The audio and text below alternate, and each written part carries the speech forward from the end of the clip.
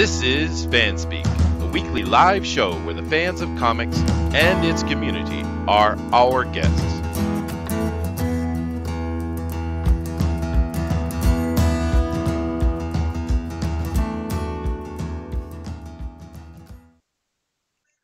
All right, everybody. Well, welcome to the show. We got some interesting thing here to talk to you about today. We're going to do some news, and then we're going to talk a little bit about the fulfillment of Indiegogo today. But of course, before we do that, I want to get in here and introduce all the people we have joining us on the panel. Of course, we have the mighty pie expert from New Zealand. We have Booster. Hello, Booster. Oh, hello there. It's me, Booster. I have bacon sandwiches, so I'm happy. That's good, man. Do you get a cider with that? No cider. Oh, okay. I'm becoming a wreck. I'm drinking too much, Jester. I'm an absolute shell of a human being. Okay. All right, then. I'll believe that tomorrow. And also we have, of course, the Denali Lama. How you doing today, Denali? I'm doing great. We're going to move this along, and the show's going to be awesome, and everything's so awesome because I've been watching Legos again. For whatever reason, don't tell me. Yeah. Sweet. We also have the creative ignition and many other things. We have Todd. How you doing, Todd? I'm doing really good. How you doing? Me? I'm great, man. It's a nice sunny day. I'm sitting here. My wife's next to me. I sit with a bunch of friends. I'm awesome, dude. Well, I'm glad to join you guys. I appreciate it. Oh, okay. And of course, we have the mighty Thunderos with us. How are you doing today, God of Thunder? I am spectacular. Fantastic, even. And I'm glad to be here. That's cool, man. And of course, we also have our mighty chairman. And our chairman is going to be giving us an address here. So let us listen and let us be focused and let us respect the words of the chairman. Thank you, Chester. This week has been highly exciting, and it's also been, a little bit more on the lower side of life for us this week with the passing of Stan Lee. And we often think about words that have been said before, and there's been a few words that stand out very predominantly, and that's because everyone knows them so well. And that is, with great power comes great responsibility. There are a few words that stand out within our culture and throughout our literature, such as the great works of art where we have, "Oh, Horatio, I knew him so well," or "Call me Ishmael." These words inspire us. We instantly recognize where they come from. Not only is it literature, but there's also cultural impacts of certain words. Live long and prosper. These things have impacted our cultures, and we, once again, instantly recognize where they come from. There are other things, too, that come to mind when you think of great words that have been spoken. These things that are teaching words from all kinds of religions and faiths, such as "do unto others as you would have them do unto you." Or from Lao Tse, "A journey of 1,000 miles starts with one step." These words are things that are not just part of our culture, but they're also instructive. And that's what I like to think about when I think of "with great power comes great responsibility." Because with this, Stan Lee has given us more than just a piece of literature. It is something that we can take to heart.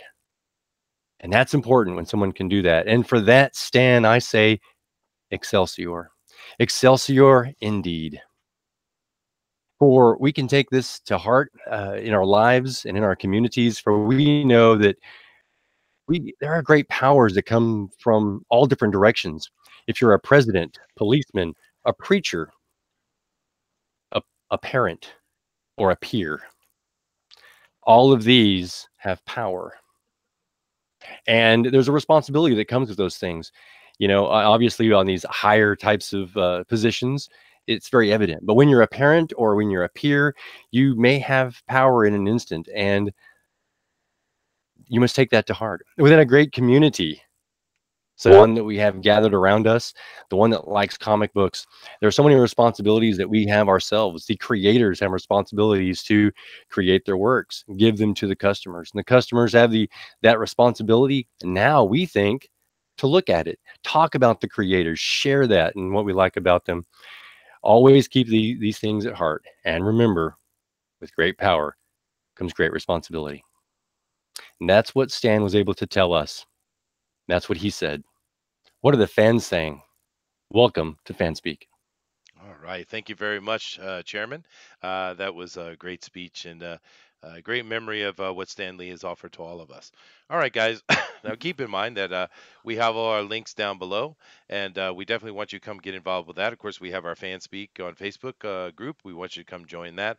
We also have links for me there on my Facebook as well as my Twitter, and you come tell me, say, Chester, put me on the show. We will definitely do that. This is a place for the fans to speak out, and we want to hear your voices. We want to talk with you. We want to chat with you. So don't be afraid. Come on over and contact us, and we will get you on the show.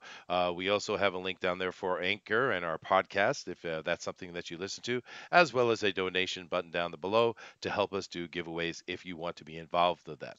So thank you very much, everybody, for joining us. And to keep in mind, hitting that like button and the subscribe, of course, is much appreciated to us.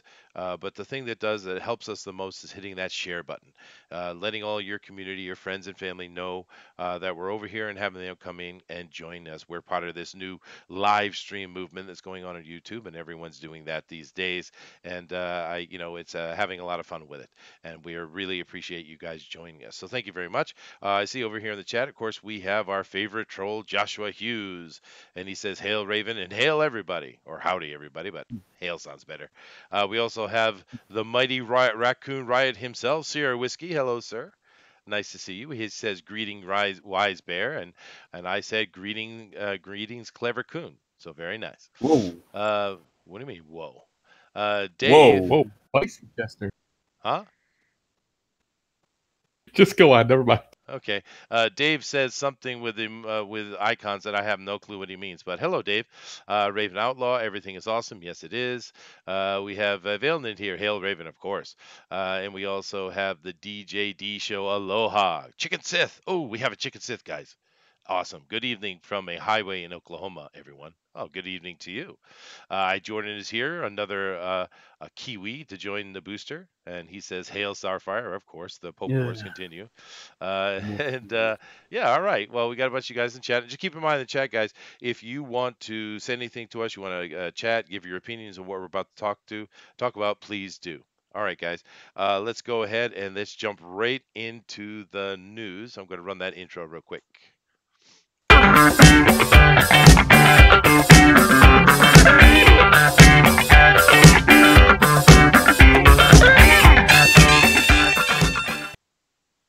All right. Now, we're going to be covering a few interesting news articles today, and I'm going to go over here and share this with my panel so they can see and be able to be involved in the conversation.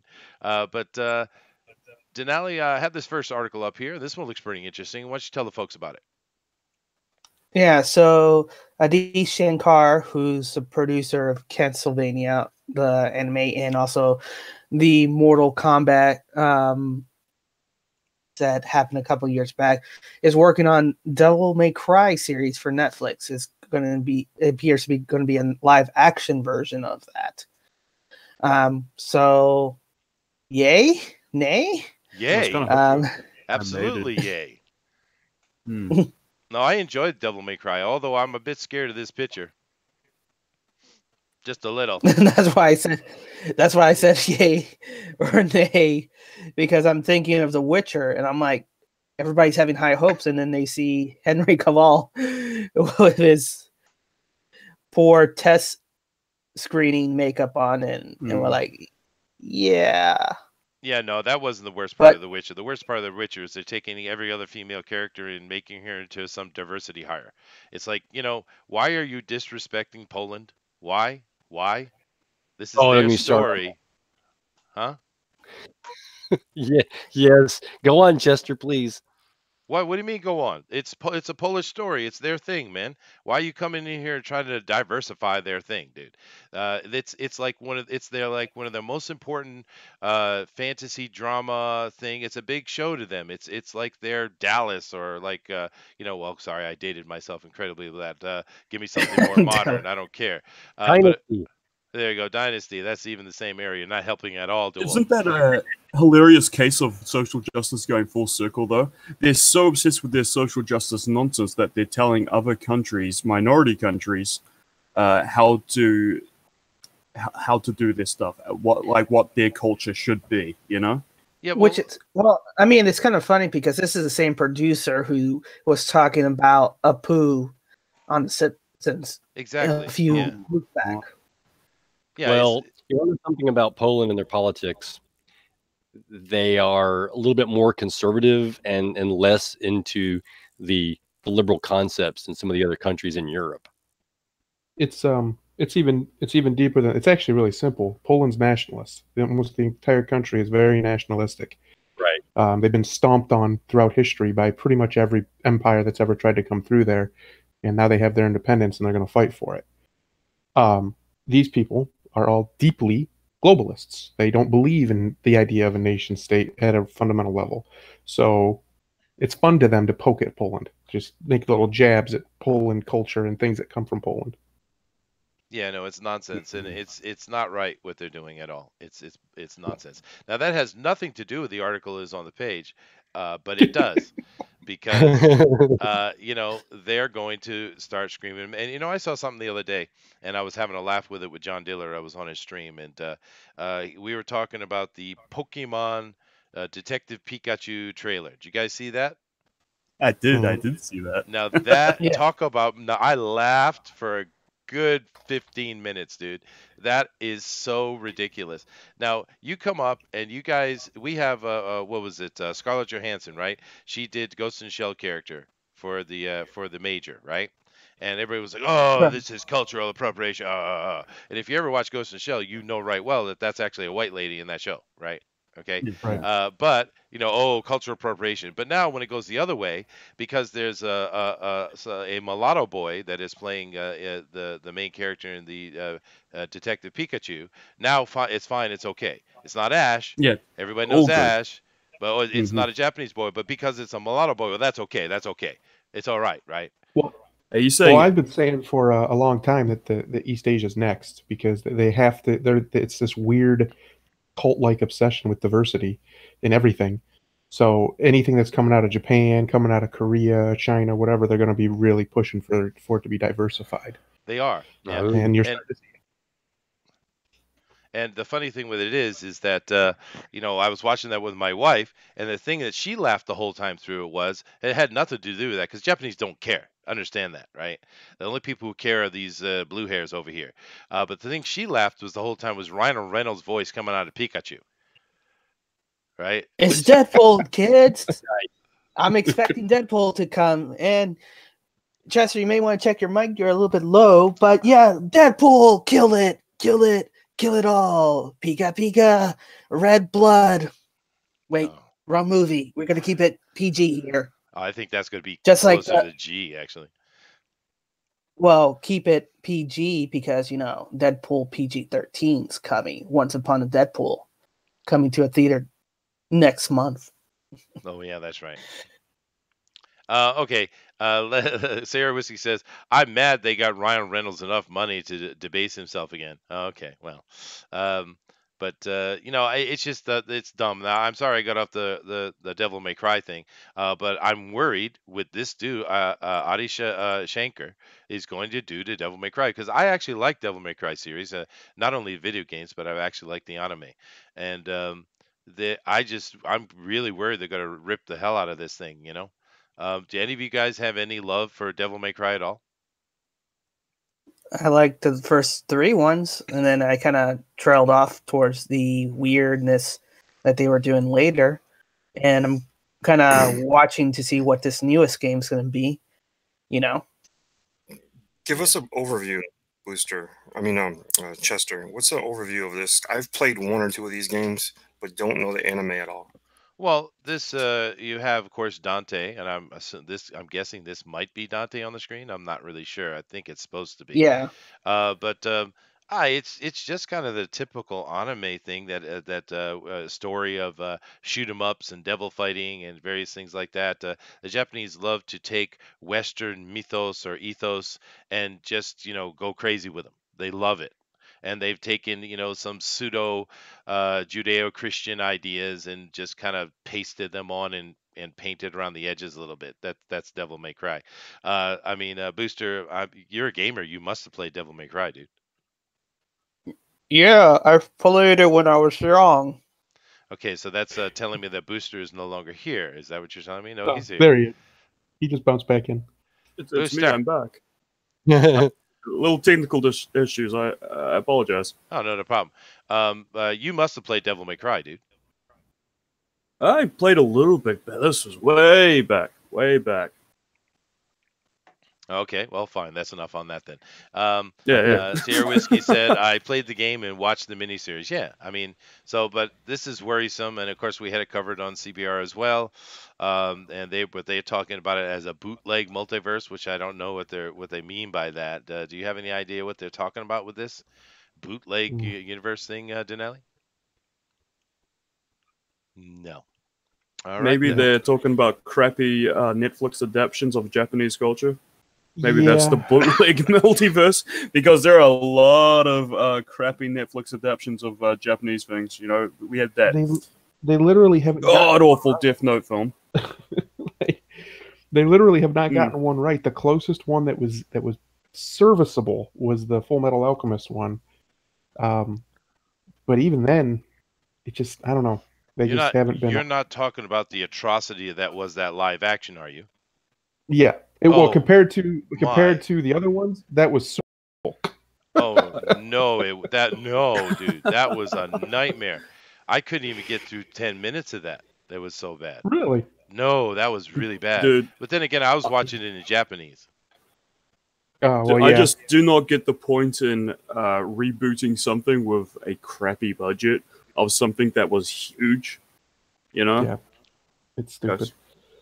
Especially something that is that beloved as like Full Metal Alchemist. And then you give it like a crap budget, and then you just don't even try. It's humiliating for everyone involved. I don't understand the point. Yeah, well, neither do they. To go from something that is worrisome with who's making Devil May Cry into something absolutely terrific, and or let me re-pronounce that a little bit better, terrorific. Ezra Miller. Hello, it's me. So Booster, I'm the Flash. I'm super fast. Oh my. Oh my! Go ahead now, Booster. We're gonna let Booster take the lead on this, if you don't mind, Denelli. He doesn't know what they're talking about, but it doesn't matter. Go for it, dude. What am I doing? You're talking You're about doing a brief Ezra Miller flashing- offering a brief flashing- update on the Flash movie. And the Flash movie? Well, you got to scroll down so I can read it. Chester. Oh, okay. I just thought it would be better if you just did it off the cuff, to be honest with you. Go ahead, dude. All right. Okay. No DC expanded universe film has had more tumultuous. How do I say that with a list? Tumultuous. Tumultuous. Pre-production phase in the upcoming Flash movie. Ezra Miller is a parodied character in 3 films and generally well received in the role. Unfortunately, the chance of him getting a standalone feature appears to get slimmer with every passing year. Miller remains optimistic that the film will eventually get made in spite of how things look from the distance. He said as much in a recent interview with Playboy, for which he also participated in a racy photo shoot. Okay, all right. Hold on a second. I'm Hold interested in that. What is this? I'm afraid. Chester, what is this? I'm afraid. Booster, do you have the pic of him in Playboy? Do you have it? Yes, he does. I may have a lot of them saved. Well, but Can this I just be kind a of regular thing? Well, no. Miller from now on. I know, dude, absolutely. But I know because Booster is a Booster boy, and he does like oiling his body. So I'm sure he has Ezra Miller photos that are racy. I have a lot of. Well, choose one and put it up, and I will share it on the Hangouts. Okay. Okay, all right. All Here you go. Here you go, Chester. This is going into the FanSpeak chat now, so all the other guys have to see it now. All right, now you're putting in the Hangouts, right? You're sharing your photo in the Hangouts? Oh, the Hangout. Okay, I'll just. Yeah, do it over here in the Hangouts. Oh, There no, you no, no. go. Just share your screen, dude. Oh my God, you people are bloody difficult. No, All we're right. not. Give me a second, will you? All right, we're going to give him a second, guys. But Denali, why don't you go ahead and actually tell us what this is about beyond Ezra Miller whining and about not getting a film? So he's basically saying like what Booster said. Hello.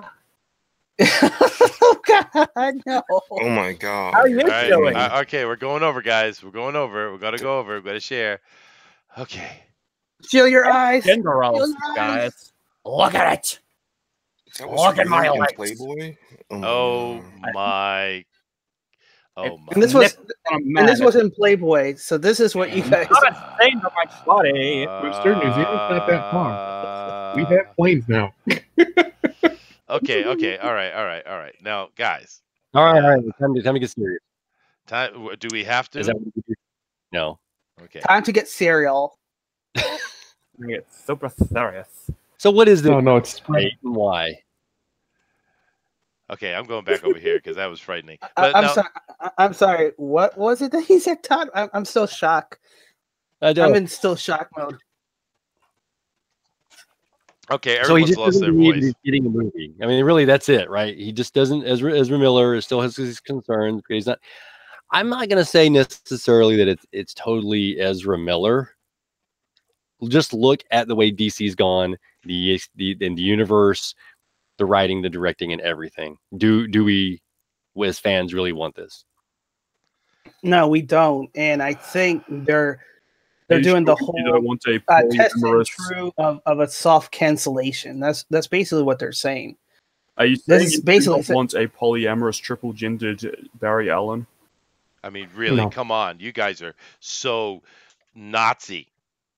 Nobody wants that. 2018, you guys. It's time for a super fast, super gay guy. Who's flashing around? Obviously, Literally, nobody. That's the reason they call me the black, hey-o. Okay. Because he still got to All right. the planet. Now, hold on a second. We have a few questions here from the chat that I would like to get to because they're very important. Jordan says, my eyes, not again. So I do apologize for that. He also says, Booster Darsh Garnet. Gosh darn it, I had that backwards. Joshua Hughes says, take it away. But Raven Outlaw possibly has the best question. And he says, is Ezra Miller a booster boy? Absolutely, he is.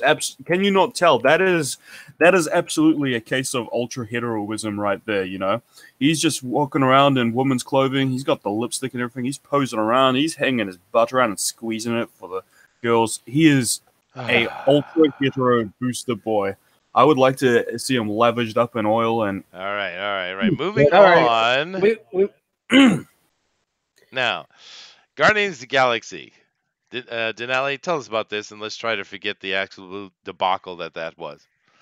Yeah, so the Disney insiders have a source close to the production saying that they're shortlisting director for the delayed Guardians of the Galaxy 3 that's supposed to come out in 2020. And they're looking at Travis Knight, who's been the director of Bumblebee. I don't think that movie's come out or have come out this month. So it's that director of Bumblebee that they're looking at as the new director for Volume 3. Okay, now, my question I have to ask then is this guy has a movie that no one's seen yet, but he did do Kubo and the Two Strings, which was cool. I love that movie. That was a fantastic film. Why is he being tapped to do one of the biggest franchises on the planet right now? Well, the same reason why James Gunn was tapped to do Guardians of the Galaxy. It was an unknown property then, and it's become an unknown property now. So they're just going with a safe bet. I mean, have you seen Box Troll, Paranormal, Norman, and Caroline? They've been pretty good. So, and it deals with the thing though. This Travis Knight guy, where his expertise lies, these very heartfelt animated films. You know, to put him on Guardians of the Galaxy, which is far more of a kooky with a retro twist to it, superhero space adventure, it seems very out of left field for him. I thought Taika Waititi would have been a fantastic choice with the success of Thor Ragnarok, but Yeah, see, I didn't care for that much though. Oh, wait a Yeah. second. You said heartfelt? Because I thought Guardians of the Galaxy was very heartfelt. Very much so, yeah. yeah, but not first and foremost though. I felt it was more kooky and everything first, and it had heartfelt moments for sure. But have you seen Kubo and the Two Strings? That is an absolute heart wrencher of It's a a film. beautiful movie, yeah. But There's- yeah, there's- Booster. I'm Mhm. Mary Poppins, y'all. I mean, come on. I think they were setting us up for the Mary Like I Poppins said, return. kooky first. Yeah. No, I don't know. I think We'll I think see. more this rolls down not to basically what he's done, but what happens when he is able to sit down with those in charge, and they start talking about their ideas, their vision, and what they would do, and those sentiments when those come from a director, you get the feeling of how they would be directing a movie and putting their creation on screen, and that's where then they say, okay, we want you versus the other person. Yeah. We got Because Chicken Sith over here, and he says, "Fabulous secret powers were revealed to me the day I held aloft my magic sword and said, 'Flash!' Ah!" That's excellent. Thank you, Chicken Sith. Defender of the Universe. I do apologize. Go ahead, Duel. That was it. That was it right there. You know, Okay. that's what happens with some of these that we don't know about. You know, is how they get their vibe, if you will, right? Sure. So, what's your thought about it, Todd? You know what? I've seen all Oh, those. different Todd. Yeah, go ahead, Todd. Oh my god. Oh, you that's gonna doxed happen, isn't it? yourself. That is so wonderful, Booster. Did you see that? That was a self-dox. I've seen all those movies he's done, and I liked all those movies he's done. So why not? You know what I mean? Give him a chance, because it could go worse or it could go better. And apparently, Bumblebee's getting some very good early buzz from us screen testing and such. And you know what?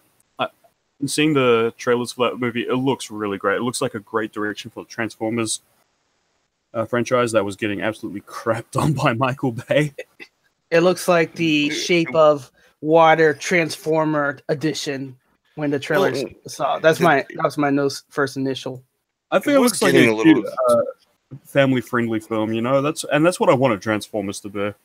Not this weird Michael Bay humor where you see like dogs humping and there's like the mother character who's obsessed with weed. What was that all about? No, the Michael Bay is very atrocity. Yeah. Go ahead. It was getting too big. There was actually characters on the screen like I'm not even sure who that is. You know, it didn't look like the original. So characters would all of a sudden appear in the next movie and they came out of nowhere.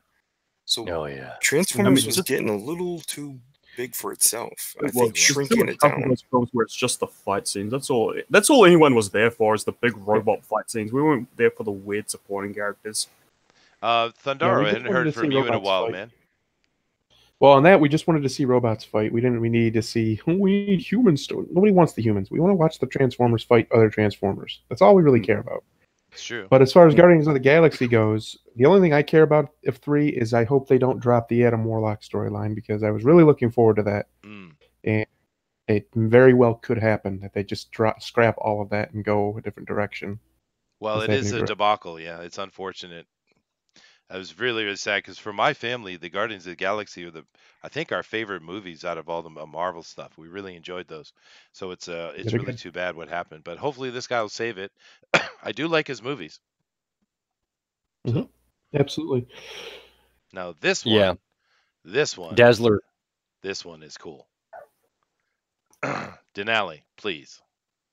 So from Deadlight Hollywood, Hulu orders Sweet 2 pilot based on the comic from Jeff Lemire's, and it's going to be written by Dowery and Jim Mickle. Now, so we're going to see a Sweet Tooth in Hulu. So Hulu's picking up a lot of properties. Yes, they are. And let's get the Jeff Lemire conversation out of the way first. Go ahead. I think Comics Gate is really bad, eh? Yes, they're not very nice to women like me. I protect them. I make the good comics as well. Oh boy. Next. Come on, I know you guys got stuff to say about Jeff Lemire. No more Jeff All right. Lemire. Good. He blocked us, and we're walking away. Yep. Now, on the other side of this, though, Marvel, we have, no more. on the other side of this, though, guys, we have Sweet Tooth. Now, I understand Jeff Lemire is a ridiculous human who hasn't bothered to do any research at all before he goes out spouting and saying horrible things about people he doesn't even know. Yes, true. But Sweet Tooth is a great comic book. It really is. Have you guys read Sweet Tooth? Nope. No, Nope. but Nope. I don't have any inclination because I get of it. Jeff Lemire, I and get that's it. the unfortunate thing. That's the really thing is that the more you're rude to your customer base, the less incentive new customers are going to go out. So yeah, you know what? Is it And I'm not even interested in actually looking at this either because it has Jeff I see. Lemire in it. I get it. Yeah. is it Yeah. better than Lock and Key, or would you rather see Lock and Key?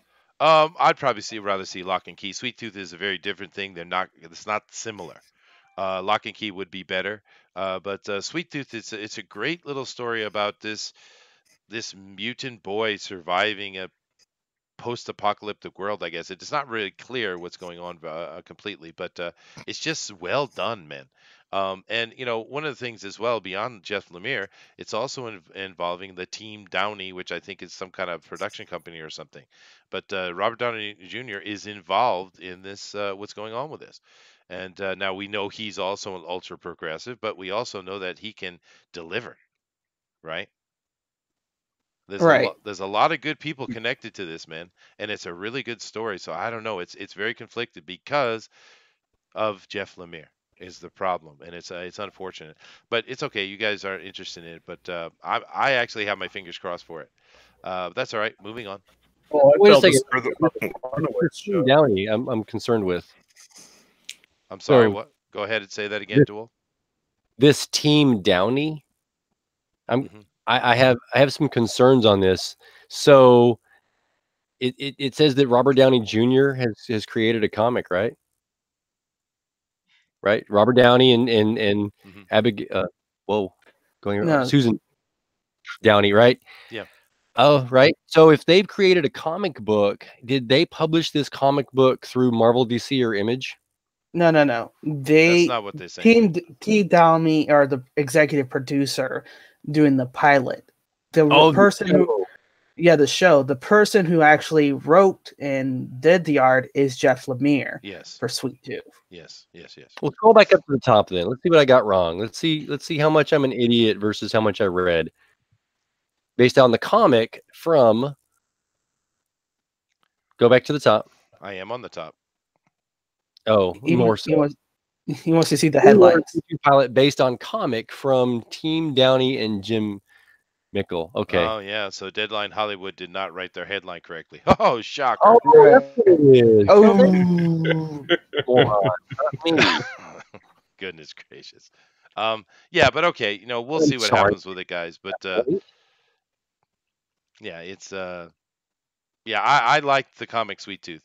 And when Jeff Lemire came out saying the things he did, it really made me mad because it's like, dude, you're actually very talented. And you're going to come out and you're going to throw away the majority of your audience. Because the thing is, there's a lot of people who aren't reading comics right now. Maybe they're on the webcomic side, but these progressives, they don't learn. We're not interested in your nonsense. We're not. This has nothing to do with conservative or liberal views. This has to do with insanity. We don't care about your insanity. Stop it. Stop it. Right?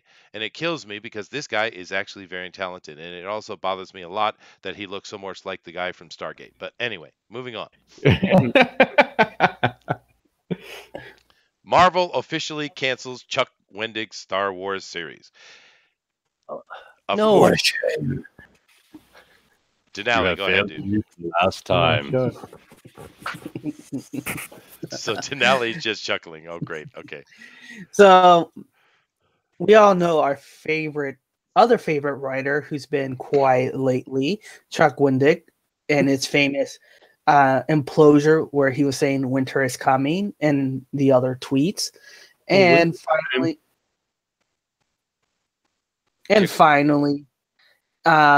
was asked to leave the book of Dark Vader, issue 3 and 4, and then the other unplanned book that was unannounced at that time. Unfortunately, it seems like everybody did not want to take the project. If you recall, a certain creator was saying, don't take this project because, reasons, and not make money. So they kind of canceled this. Yeah, I'm not surprised. And it got 2 issues were out, right? Right. But they were only like about 500 shipped. So it wasn't even doing that good. It was towards the bottom. So Yeah. Is that art in that picture? Is that from the book? I'm assuming. But yeah, from one I of would the assume so, yeah. That is terrible. Like, it's just nowhere. It's nowhere near good enough for the property it's on. I don't know why Darth Vader's eyes are smoking. I don't know what's going on there.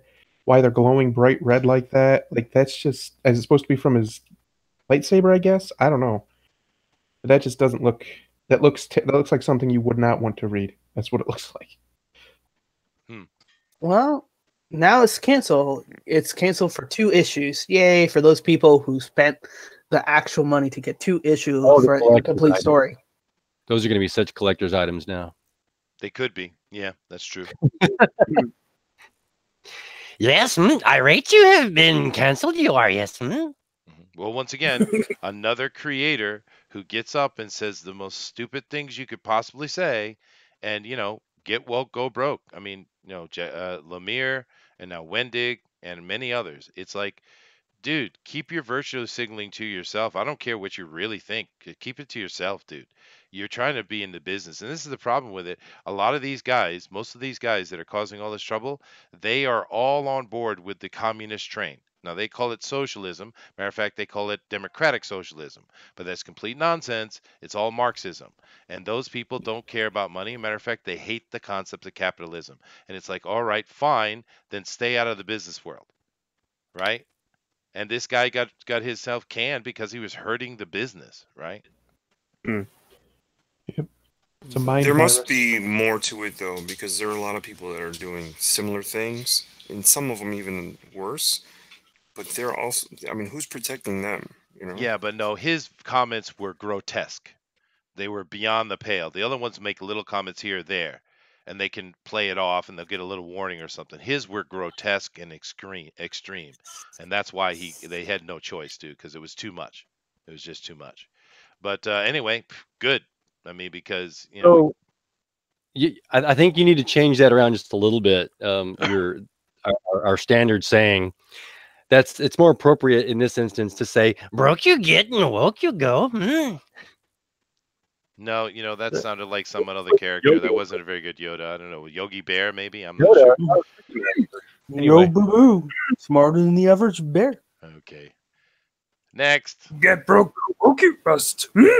Now we need a moment of respect. William Goldman, expert in the art of screenwriting, dies at 87.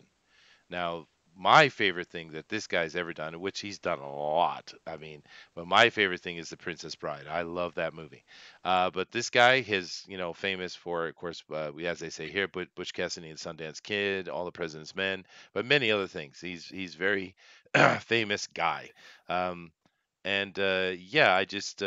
He lived a long life. He did a lot of good things. Anybody have anything to say about Mr. Goldman? He lived. Princess Bride. Yeah. He was the author and helps write the screenplay for that movie. That's why it was so good. Yeah, he's amazing. Yeah. Inconceivable is all I can say. Inconceivable. Yes. That's it's a loss to the community. It's a loss to the community. All that experience, all that knowledge. For sure. But this is another. Rest in peace, Mr. Goldman. Now, of course, he's not quite the icon that Stan Lee is, but this is another person who's affected our lives that has passed away this week. So, you know, excuse me, peaceful journeys for sure. Now, Booster, do you know this guy? Do you know of any of his work? Have you seen The Princess Bride? And if you say no, get the hell off my channel. Well, I was going to say I have seen The Princess Bride, but I should have said I had it just to annoy you. But yes, I have seen The Princess Bride. Excellent. Thundaro? It was okay. It was okay. Have I seen The Princess Bride? Of Yeah. course I have. I'm married. What do you? Of course I have. That's true. It's unavoidable if you're married. This is true. How about you, Todd? I've seen that in probably all the movies that they listed here. Some of these movies he did treatments on, and some of them he did from scratch, and they didn't Sure. need any treatments. He was definitely a icon in the industry. Absolutely. Plus, it had the most important role of the '80s with Andre the Giant in it, of The Princess Bride. Yeah, it did. So of course I've seen it. Yeah, no, and you know the Princess Bride. I mean, these are other good movies he's done, but the Princess Bride for me is it's in my top 5. I know people might question why that is, but it's the perfect fun movie. Every time you put that in, you enjoy yourself every time, and you can't say that about a lot of movies, right? I mean, I can watch A New Hope anytime. I can watch Princess Bride anytime. Le Grand Bleu, The Adventures of Baron Munchausen. Yeah, I can put them in anytime and enjoy them. And Back that's to the Future. You can watch that one anytime. Back to the Future. Oh yeah, there you go. Yeah. So I mean, these are it's well anyway. Just wanted to show a little bit of respect to Mr. Goldman, of course. Uh, excuse me. Argos Creation says, if he wasn't censored, it would have emboldened so many more hacks to come out of the work and profane Twitter and cast such a disgusting light on the industry. I'm so glad they took him out. Yeah, they talk about Wendig. Yeah, I don't think they had a choice, dude. I agree. All right, guys, let's move on. Of course, this is a fan speak, so it gives us more time to do a little bit more news, but that's all we had for today. And that was very, very some interesting stuff there and some funny stuff. And thank you very much for your voices, Booster. But excuse me. What we want to do now is we want to talk a little bit about fulfillment. Now, on FanSpeak, we try to, have guests and we try to talk about, we also try to talk about things that affect the community that are going on, things that, from a consumer's point of view, we feel might be able to improve things and help. It's just, what do we see? And maybe it's helpful. Today, we want to talk about where we stand on fulfillment because this is an important thing, guys. These guys came out and they said, all right, you guys want something different, we're going to make something different. And we had a few of the big ones like Ethan and Mike and Mitch and Richard, of course. And they put their stuff out and they said that here we are, here's our product, buy our product. And then we saw an absolute flood of people jump on board.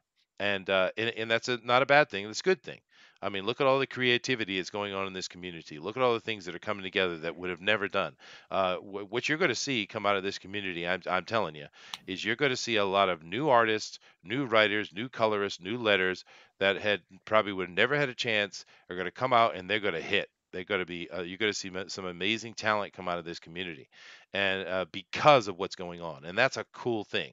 But the problem is, if you come out and you're doing that, and you said, "Here's our product. We're giving you what you want, and we're going to do it on this time." The other side that is constantly attacking every day, they are just waiting for us to fail. And all these silly little stupid controversies that keep happening that we don't talk about here because that's not what we do. But all these silly little things gives them ammunition every day to laugh at us and say, "Look, you guys aren't going to be here in a year. You're failures." Right? That's what they're waiting for it. And if you do not fulfill, if you do not come through what you say, this fails, right? So we want to sit and take a look at it and see how things are going on that route. What have we gotten? How does it look? Is it actually producing what people said? Now, so I know some of you might not like that, but that's the cold hard facts, people, because those guys Can on the yeah. No, hold on a Can second, I Todd. expand? Hold on, Todd. Hold on a Okay, second. okay. All right. Hail No, Chester. No, no, I'm telling you. And those guys on the other side, they are just waiting for the opportunity. They are waiting. And we must be professional, right?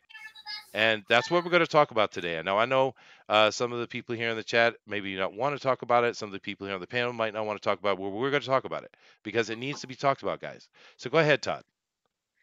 Well, not to really touch on what you just said about the people not fulfilling their books on time, but we have a certain our good friend here, Pixel Trader, is the one who built the Indicron, That's right? right. So we should kind of tighten up on that, create a board with him in charge, and say we're not going to let everything be on this Indicron, because just because you say, "Oh, I'm Comicsgate and please help my book," doesn't mean it's almost like I'm saying it doesn't mean we should. You know, we should, like we've talked about, send you back to the drawing board, give you some advice. Maybe we can help. Maybe we can put you in touch with somebody that can help. But we can't just put everybody on Indicron, is my opinion, along with what you're talking about.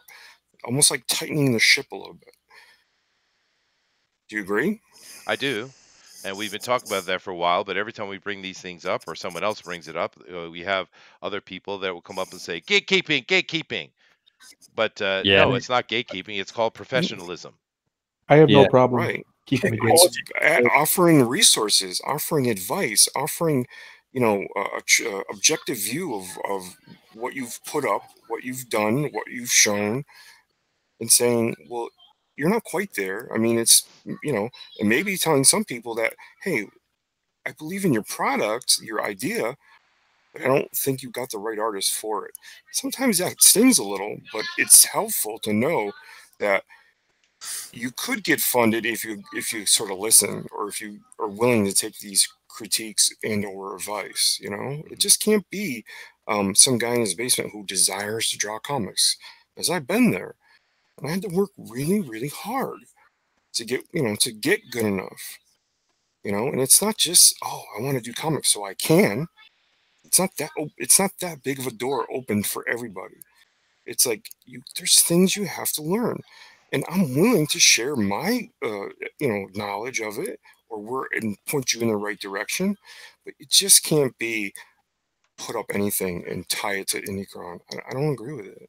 Okay, well, now Wow. hold on a second, Todd. I'm going to get over here to DeWolf in 1 second. But Draken here says you're going down the wrong path with that. What you are talking about is moving from being fans to being producers. Now, I'm not talking about us doing it, Draken. I'm talking about getting professionals, Pixel getting professionals to have an editorial board is what I'm talking about. I'm not talking about us, man. I'm talking about letting For sure, IndieCron not become us. For more, sure. yeah, not us, dude.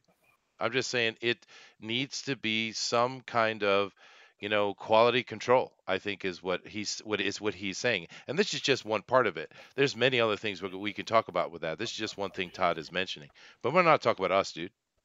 We're just saying that we think it should be in place. Yeah, we're Yeah. just fans, man. So Todd's really grabbed hold of a subject here, and we want to discuss it. Okay. But at the same time, we also want to discuss where the comics that have been produced and are in production, where they sit right now. So I suggest we move on to this discussion of fulfillment and what's going on now. And then if we got some extra time, let's revisit exactly what Todd's been talking about. Yeah, we should because Draken is making some good points here. Tank Ferret says Todd is right. Comics Ghost Kate is supposed to be a protest against poor quality first and foremost. I agree with that, but I think, as we said here before, this thing we call Comicsgate has many people and many different points of view. It's not a singular thing. So obviously Draken doesn't see it that way, and his points are actually good. He said, and you're also stating your judgment is superior to the crowd's. Well, we're saying we'd like to get people's whose opinion is superior, is what I think Todd is saying. And I get it, and I can see your side of it too, Draken. Just letting it go as it is and let the market decide. That is a fair point. I mean, it But is a we've actually looked at some products and some campaigns that with a little tweaking and maybe a little more added, we think they would have been more successful. Correct? Oh yeah, yeah. Yeah. That's So true. that's part of it. It's not. It's not about me. It's. It's. I don't care who does it. It's. We're trying to not be submerged by things that are subpar. You know, and we've seen some things that are above subpar. It could have been okay, could have hit the right chord, but the information wasn't right, or things weren't placed right. Yeah, Yeah, it's no. also about a this notion that you're gatekeeping. There's no gate, all right. First, no one can stop you except for Indiegogo or whoever from putting up an Indiegogo campaign. There's no gate. That's a silly notion. But the reality is there does need to be some form of expertise brought in to look over what is and what is not considered part of this, whatever you want to call it, whether you want to call it Comicsgate, indie comics community, I don't care. Call it whatever you want. But that expertise is invaluable and it does exist and it needs to be listened to. And I think that's what we're talking about mostly here. We want quality. We don't just want people to just throw everything at the board and see what sticks. That's fine if they want to do that, but I don't think it's necessary. I think we can do it with a guiding hand that'll help get us good quality books. Like we have books like Red Rooster coming out. We have books like opinions aside, I think Cyberfrog is going to be an objectively well-drawn book. And obviously Lone Star. These are all definitely 3 books that are going to have fantastic artwork, and Brand too with Kane and White. These are going to have fantastic artwork. There's no doubt about it. So there's no problem. I don't see anything wrong with standards. It's not a gate. It's not keeping anybody out. It's just making sure that this is up to snuff and this isn't up to snuff. And then we can encourage those people that aren't up to snuff yet. Hey, this is all. If you can get to this level, you're in. That's all you got to do. That's it. Some of these guys could benefit from even a different approach. Maybe get some seasoning in your storytelling in a web. See, there are some opinions here that I definitely disagree with. I'm seeing someone say the more control, the less genius that you'll see. I don't agree with that at all. I don't feel that you can just throw whatever the hell you can at the wall and see what sticks, right? There's got to be a lot of guiding hands in something to make something really perfect, right? And you got to get a lot of people's opinions to really see, just saying that it should be one guy's total vision and nothing else. No, you're only going to get poor nonsense out of that. You got to really make a real combined good effort to create something. Now, just keep in mind, guys, this is now DeWolf is going to descend here in a minute, and that's cool. But keep in mind, this is not the topic. Fulfillment is the topic, which we'll get to in 1 second. But Todd's point is valid, one to have a conversation about, and we do appreciate the Draken interacting in the chat, and we would invite all of you to interact in the chat. Go ahead and give us your real opinions on this stuff. As far as quality and Indiegogo, I can see both sides of it. I can understand having a professional editorial board that says, no, you need to work on this. Here are some suggestions. Come back when you're ready. And I also understand, hey, let the market decide. I get both sides of it. But go ahead and give your dissenting view, DeWolf. Yeah, you kind of said it right there.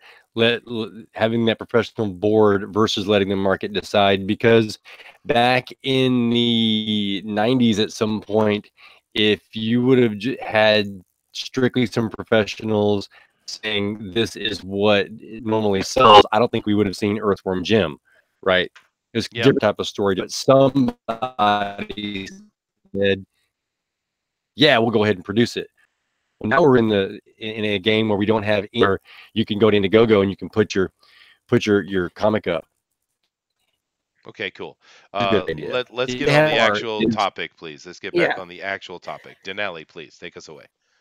Okay, so we're talking about fulfillment. We're talking about which projects has been fulfilled, whether it's on time, it's late, where they are. And I think one of the things we talked about briefly in previous FanSpeak is, before you should do the Indiegogo, you should build up the community, but you should also be working on the projects and be halfway done, or have an estimate. I know we have a caveat, and I'll put a big caveat saying for a lot of these guys and a lot of people, these are the first time campaigns, so it's a learning curve kind of deal. But if we're looking at future things, this is something they have to be mindful for as well, being on time, because they are in all sense of the word, they are independent publishers. They're self-published. They are their own company, their own brand, their own imprints that we're following. And as consumers, we like when the company say we're going to do this product and it'll come out this product, and then and if it doesn't, we kind of get angsty about it. Saying, is this a ripoff? Is this a scam? Or what's going on?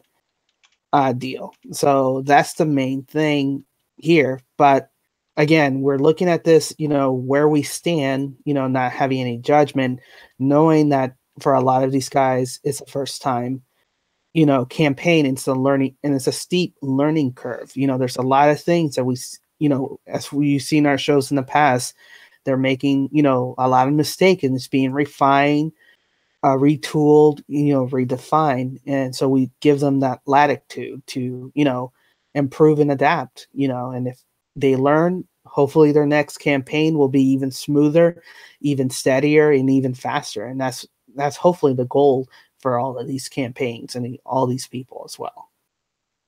Okay. So let's talk about what has fulfilled and what hasn't. Okay. So let me see. Just on my end, that I've backed, we'll start from the very first one that I've backed, which is EVS, Cyberfrog Blood Honey. He originally said it was going to be in November that he was going to fulfill, but he's not going to make that deadline. He has stated in streams before that because of his live streamings and other things he's been doing in the background, it kind of delayed him. When you make a promise to the consumers, you should kind of hold up to that promise as well. Now, Denali, can you tell us when did that project end? Meaning, not in demand. I mean, just when did it end? When did it run? That was back from May to July. So May to July. Yeah. And so basically, we are looking at 6 months, and we're not going to have that book because he's still drawing it, dude. So it's not even going to the printer. So we are looking at what, January, February, March, maybe? We're looking at probably March. Yeah. So fulfillment. Wow. I mean, wow. Which is interesting because, and I've said this before in private. I don't know if I've ever said it on the show before. I'm going to say it right now, though. The smartest guy at the top level of Comicsgate, this top, I guess he's third really as far as total money, is Mitch, and that is mainly because he said he didn't even try to promise it until next year. Mm-hmm. And that was a very smart decision because it takes time. Some people were already, ahead of the curve, but if you hadn't been drawing it yet, that takes a lot of time to put out quality work. So I think that's just another example of they're kind of overselling themselves a little bit with this time framing. And they shouldn't do that. They should definitely know, okay, it's going to take me X amount of months, especially guys like EVS has been doing it for 25 years. He knows how long it takes him to draw. There's no way he doesn't know that. So he should be able to have had a much better what's the estimate for that. And the fact that he didn't goes back to that professionalism type deal there. I understand for him this is the first time he's done something like this, so there's leeway there. But you kind of have to, this has to get tightened up. And I think that's kind of the theme here. This has to get tightened up. It's going to hurt everything if it's not. And it could very well cause everything to fall apart. It could be a problem. Now, as I'm seeing here with March Hare has said, and probably others are feeling, I'm coming from the Kickstarter world with board games and stuff, and I'm not unaccustomed to waiting a year to get something or even longer. So I have no problem with it. I'm patient. I'll just sit back and wait. But I know some people are certainly impatient, and I know that every little mistake that is made, the other side is going to point fingers to it and bring more hate and angst toward us. That's the problem with it. It's not the problem that most of us can be patient. It's the problem that we're trying. It's a brand new thing. This indie revival is a brand new thing, and we need it to be tight and successful and correct and honest. That's what we need it to be. 2, 3, 4 years from now, if it's rolling along, then that's something different. But that's the problem we're looking at right now. I think a lot of us are fine with being patient, but there's an issue, right? And Right. You know. And but continuing on, I know a lot of chat are saying that the smaller projects has been being fulfilled. You have True. Trump's spaceport that's in the printer, it's ready. They're just wait. Some people are getting the book. Some people haven't gotten their book because they're waiting for the signatures from it, and that's the only delay that they're holding up for. Berserkanaut, he sent and fulfilled. The Ferryman has sent it and fulfilled. People's been getting that as well. The black and red art book by Elliot has been fulfilled. The Something Real has been fulfilled. The Berserkanaut's been fulfilled. The Ferryman has been fulfilled as well. So there's been a lot of projects and a lot of things that's been in fulfillment. The Bull, let me see, Stardust, those are the first one. Blue Mamba, and Ironside, which is Richard Myers. And Richard Myers has stated before that he had already completed that book before he even started not Lone Star, but Jawbreakers. And he just needed to ship that off to the printers. So, and that's the main key thing is that's a good idea to have everything, have the artwork and everything done before you, or at least halfway done before you have the campaign, because then you can cover all the production costs and everything. If I could just interject there real quick.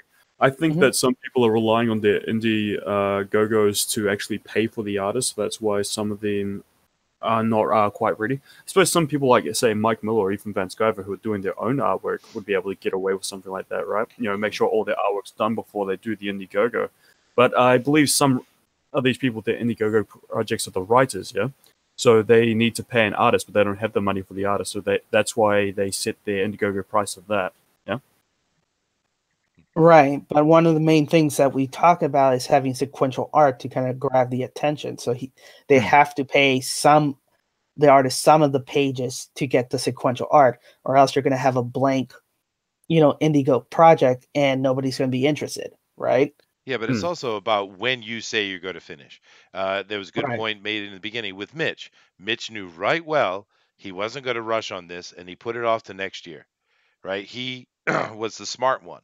It's not about, and Valen made a point about, EVS doing a lot of, streams and stuff and getting flack on both sides, which I agree with Valen. But it's not about that. It's about you said you were going to do this now. And although I think the majority of us over here are happy to be patient, I'm not angry at all about it, not even a little. But I'm saying that the other side, who is constantly trying to destroy what is going on over here, are right. And you got to understand. No, let me finish real quick. No, go ahead. You got to understand, guys. We over here, just with this little channel that is FanSpeak, we are trying to get a hold of a lot of people to come and visit and just talk comics. Just talk comics. And we can't get them over here. Why? Because we have this connection to this enormous, horrible Nazi thing that is going on, which is we all know is ridiculous. Because they're afraid, they're terrified, right? So being successful over here is important because it doesn't, in the end, we don't care what they think, right? But if we are successful with what we're trying to support and these artists are successful, then it grows and we're going to see a flood of creators come over here and get involved in this indie thing and do what we're doing. And it's going to be awesome. That's why this is important. It's not about us guys. It's about them, right? Sorry, go ahead, Todd. Or sorry, Thundaro. No, that's pretty much you pretty much said what I was going to say. The other problem is we're trying to be a warning. We're not trying to crap on them here. We're trying to give them a warning that if you don't fulfill on this, and I think some of them know it, but there's a difference between thinking you know something and then it hitting you. When your next campaign does half of what your last campaign did because people just got tired of waiting and don't want to deal with it again. When you have people running hit pieces and they're going to come because you didn't fulfill your campaign on time or you didn't fulfill it at all. Let's hope nobody does that. But if it does happen, that's going to happen.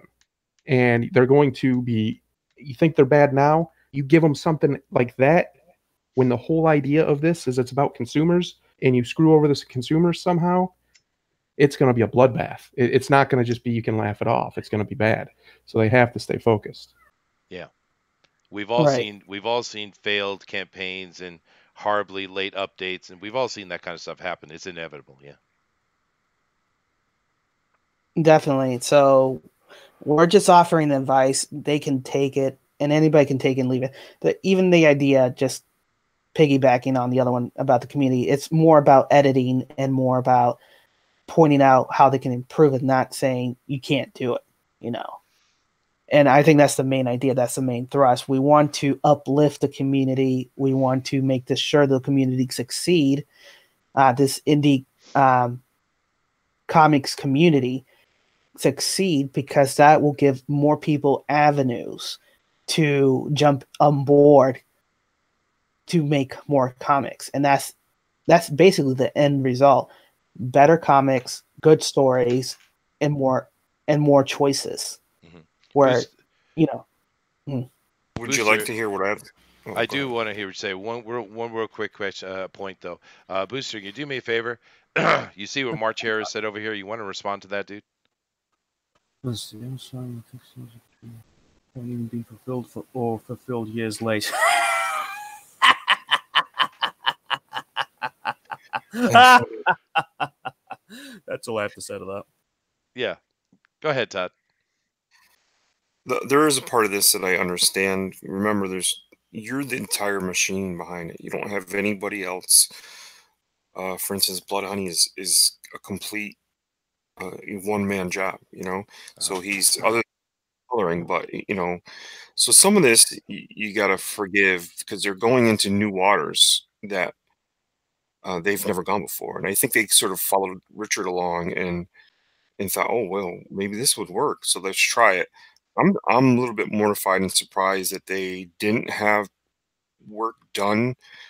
Like they weren't halfway through something before they launched it, or they weren't even, some of them didn't have a page drawn. They had design work. So that does surprise me because I would think having the expertise that they have and the years in the industry that they have, that they wouldn't do that. Um, but as far as discipline and things like that, if your job is I mean, you made that much money off a campaign, and your job is to get that out, then there's some other things that you should slow down on and get it done. And I don't, some of the people you're talking about aren't doing that, and some of the people like Mitch, who by the way helps his wife out. They have sort of a color studio. He does, he does some flatting for her and things like that, and gets the pages to a certain point for her, and she goes and puts another layer of polish on them. So they did state that they needed to get through a certain contract before they could get started even on work for Rooster. But I'm sort of, again, surprised that he jumped out that far and said the book wouldn't be delivered so much further than the launch date. It's sometimes that can, some people, yeah, they might remember reading, okay, I'm not going to get this for a year, but then you get a little anxious waiting on it because you want product, right? If you're going to abandon the mainstream and go, okay, I'll put my money on these guys over here, you want a sort of good flow of books.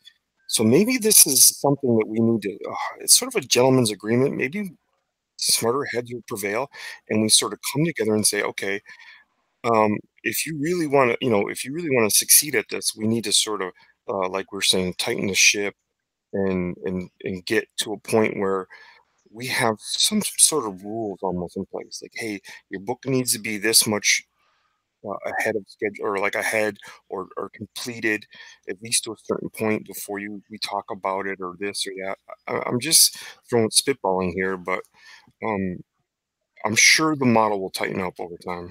I'm sure it will too. And I want to come over to here to chat real quick before someone else picks it up. But I think it's interesting, Todd, because you're a professional, working professional, and most of us here we're just fans. So it's good to have the different point of view. Actually, I like that. But let's see what the chat here has to say. Oh, and by the way, it doesn't matter if it's late because EVS's Cyberfrog is going to be spectacular. Have you seen the pages? I mean, geez. Oh yeah, Anyway, they look beautiful. The Definitely know detail, the why. amount of rendering that he's putting in these pages is beyond anything he's ever done before. Yeah, it's I mean, this is gorgeous, dude. incredible. It's ridiculous. March Hare over here said, now this is Booster Him to comment on it, but let me take a little more time with it. The other side has Kickstarters that haven't been fulfilled or fulfilled years late. You're right. You're absolutely right. But if you look in the broader world beyond just comic books, what do you see? If you are right leaning, especially progressive, which control the majority of the media, you could do anything you want. They're constantly doing the things they tell us not to do. Constantly. But we cannot make a single mistake. See, that's the problem, dude. Of course they are. We know that, but it doesn't matter. Right? I was also going to say, we know why Jawbreakers is late, right? Do It's we? because, a certain publisher, dropped them at the last minute when a certain individual interfered. You might even say that interference was of the torturous variety. It was, possibly. Right. Chicken Sith says, my son and I need Sporkman to relaunch. He's hip to the character. Yeah, no, I hope that comes back and does well. We talked to them, and we really think they got a great idea. We really hope that comes back and is more successful. Absolutely. Let's see here. Let's come down. How do more wound? No. Trusty Sidekick says EVS may be late, but he continually shows us his progress, which makes the waiting more tolerable. Yeah, like I said, I'm pretty sure the majority of us are fine. We're not talking about us, guys. The other thing I think is getting lost here. I think people are thinking we're like crap. We're like I said, we're crapping on these guys. We're not. No. Like I said, this is a warning. If they screw this up, especially the big guys, if they screw this up, they may not get a second chance. Right. You only get a few times to make you only get one time to make a first impression, and if any of them screw it up, there may not be any coming back from it. Exactly. I guess. Go ahead. I was going to say, that's why I kind of did the disclosure when we began that we understand, what's going on with them. This is a learning curve for them, and they're doing their streams, they're showing their progress, and we're kind of, okay, they're still doing the work and giving us update, but part of the professionalism, in the future, because we're giving this latitude, this honeymoon period. If the next projects are kind of like the same thing, you're going to start losing people's confidence, and we don't want that to happen. Well, let me continue here in the chats, guys. Let me finish in the chats here, Todd. I'll get right back to you, dude. Draken says, also another thing is a lot of these guys are talking about the take it easy, take your time type of mentality. And most people have zero plans for the future growth. It seems so, and it may not matter to them to deliver on time. Maybe, but it should. Okay. March Hare says, I don't disagree that they should be ahead of the game. The next go around project, they should at least be a quarter way in. Yeah, I would think so. He also, Chicken says Kyle Ritter is a phenom. Yes, he is. Vailnit says it also helps to see the progress of these pages on YouTube videos like EVS, Mike, and especially Doug does. Yes, it is. It is very cool for us. I'm enjoying that. March Hare agrees with me. DJD Show says it is 2 or 3 months late. I will have an issue with. Oh, okay. Well, that's the problem. EVS is going to be a lot more than 2 or 3 months late is what we're talking about. Once again, we don't care, but there are people who do. Draken says what really needs to exist is what exists in game productions, where you have to meet goals post before you get the next level of funding. But no crowdfunding site is like that. Now, that's true. That is an interesting point. Chicken says really all they have to do is beat B Claymore to the finish line. Well, a lot of the smarter guys have beaten Claymore to the finish line. Well, he's not gonna fulfill that, dude. That's for sure. Tank Fair says, yeah, listen to John Malin and pad your release fulfillment date. Yes, please do. Well, most people in the crowdfunding world that have experience pad their release. They most certainly do. It's a smart thing to do. March Hare also says, I agree with the sentiment. I'm just a little prickly because of some of the whining and grousing I've heard the past couple of weeks. I apologize. No, dude, no apology. We're all sick of the damn whining and grousing that goes on. We're all sick of it. We just don't talk about it here because we're talking about what's good about going on here. We're talking about what is nice. Now today we're talking about. Well, we want to be part of the solution. Yes, we want to be part of the problem. That's right. That's what we're trying to do here. But anyway, McGrimlock Knight 83 comes on. So I don't mind it being a little late if it means an improved product. Yeah, I agree. But Todd, you wanted to say something. Sorry about that. I just want to keep up with the chats, because this is a conversation we should be involved with together, guys. Okay. So Todd, go ahead and say what you're going to say, man. Let me kind of reiterate what I was talking about, that they should talk amongst themselves at their tier. They should say, okay, you go this month, I go this month. They should sort of set their kind of schedule so they're not on top of each other. That'll also parcel out books that go, okay, I'm waiting on this book, it's coming this month. Oh, guess what? Next month is this book.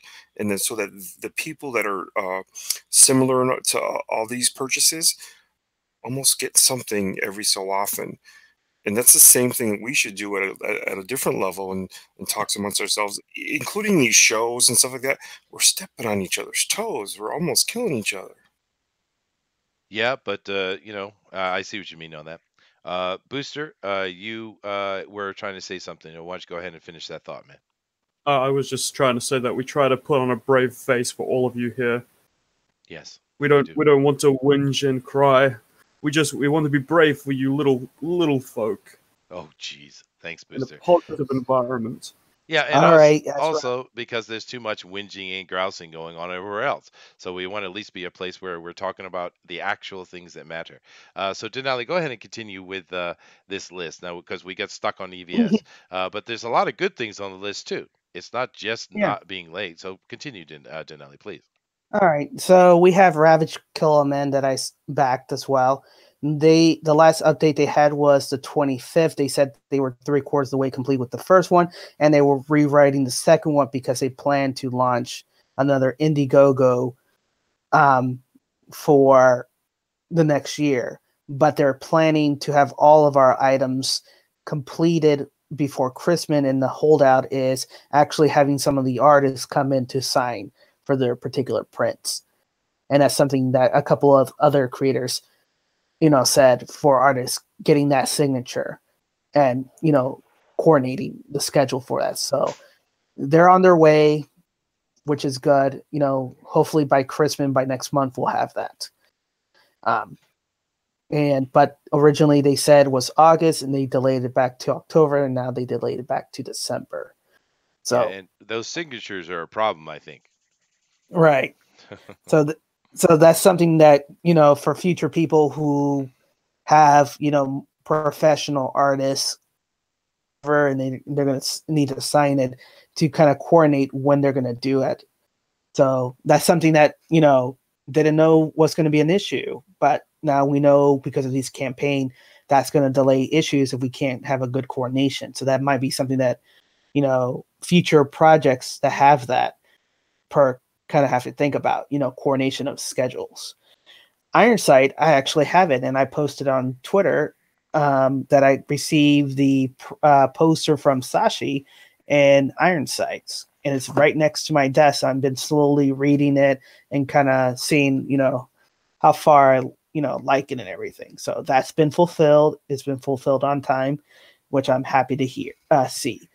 Red Rooster Golden Age, Mitch has said that won't be ready till February, and he kind of knew what was going on. He took account, like Todd McRooney said, about the contracts that they still had to fulfill, and then the scripts from Mark Pellegrini. And then when he does pop up, he was showing his layouts and showing that, he is actually working on the book and he is going to fulfill that promise. So I have no worry about Mitch fulfilling that. Punchline was back in June, June, and they said that the book is going to be a trade paperback that we're going to be receiving. Will be coming in March. But if people want to get the single issues, they have single issues through Antarctic. Oh, that's so cool. No issues from there with Punchlines. Stardust, I got the Stardust issues from Nasser Rabadi. He was actually the very first one to be on time and on schedule. And a lot of people read his thing. So that's great. John Del Rose, Flying Sparks, he indicated that he's already delivering on that, and people should be getting notifications on shipment. I got notification that it's being shipped for me, so in a few days, you guys, those who still backed it, is going to do that. So I'll definitely be reviewing that one as well and seeing how well or how poor it goes. We have Lone Star. He sent him off to the printer, if I understood correctly. The coloring is done, so that's good. We have Jawbreaker, which we touched base lightly on, and we kind of know what's going on with Jawbreaker and why that's in a holding pattern. But Richard Meyer did say that he did find a printer that he was satisfied with the print quality, the ink quality, and the paper quality. That's something that he didn't realize he had to learn, but had to learn about it. And that's something that,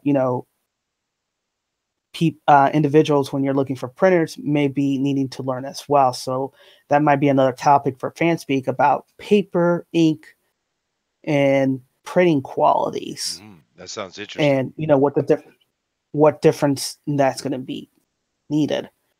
Blue Mamba has been delivered, and I tweeted that out. We had the writer and creator of that on our show a couple weeks back as well. So, and we're still working on the review on that. And, once we're done with it, we'll give that out to you guys as well. That's been fulfilled. Brand from Antonio and Kanan White. Kane is a phenomenal artist. Every time he draws, it's like magic, poof. And it won't be until April. So it's kind of a long ways off. But, as long as they do it, we have no issues here. And hopefully they make it on time. Graveyard Shift, John Malin talked about in his stream that he padded his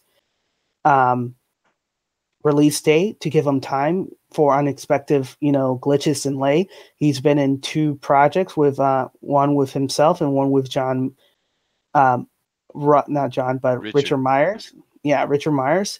So he's seen what's been going on as well. So he's learned from Richard Meyer what can happen. So he's taking the necessary precaution. And that's something that everybody should kind of estimate. It's like, how long will the drawing take?